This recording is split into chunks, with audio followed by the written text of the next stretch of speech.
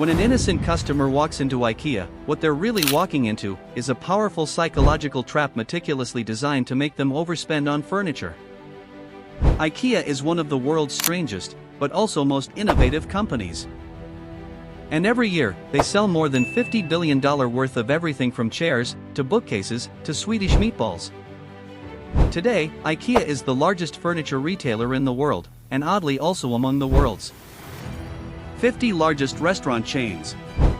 But it all started with a dyslexic farm boy who started selling matches for pennies. IKEA has a remarkably uplifting story, and there's tons of genius business strategies along the way. But there is also a darker side to IKEA and the man who started it. IKEA's beloved founder has ties to the Nazi Party, and the company has been accused of avoiding billions in taxes, and even using forced labor. And quite suspiciously, IKEA is essentially the fourth largest charity in the world. This is the crazy true story of IKEA. And it begins with a horrible tragedy. Chapter 1: A Tragic Beginning. In the 1890s, Ingvar Kamprad, a German from an aristocratic family, fell in love with a lower-class woman named Franziska.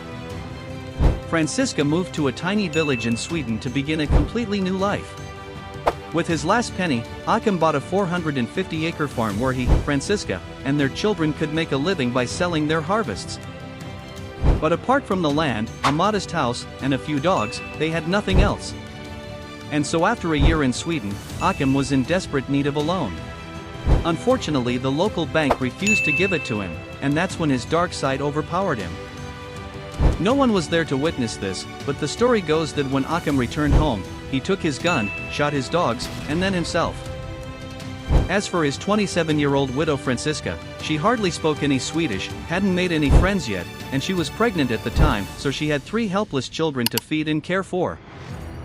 Franziska was completely alone in the world, but she was a brave and energetic woman, and despite her grief she took on the challenge of a lifetime and made a success of the farm.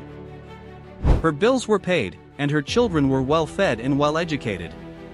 After decades of unrelenting perseverance, Franziska became a respected member of her community. Her 3 children were starting their own families, and in 1926, her favorite grandson was born, Ingvar Kamprad, the boy who would later go on to found IKEA and become one of the richest men in the world. Growing up, Ingvar's family didn't have much money, but he still enjoyed his childhood on the farm. Franziska showered him with love, and he liked playing with the animals and catching fish in a nearby pond. And even at just 6 years old, he was starting to show a knack for entrepreneurship. With the help of his aunt, Ingvar bought a case of 100 matchboxes for 88 Swedish cents. His first customer was his grandmother Franziska, who bought a matchbox for 3 cents. And by selling at that price to people in the local area, Ingvar more than tripled his investment to 3 Swedish kronor, around 35 American cents at the time. It wasn't much, but this lit a spark inside Ingvar, and he became obsessed with buying things as cheaply as he could and selling them for a profit. As Ingvar was growing up, he sold Christmas cards, candy, wall hangings, and lingonberries. Now this each time he'd then reinvest the money into more goods to sell, making more and more profit each time. Seeing his entrepreneurial attitude for buying and selling, Ingvar's father gave him a small loan to start a mini fishing business, and by the time he was 11, Ingvar had made enough money to buy himself a racing bike and a typewriter.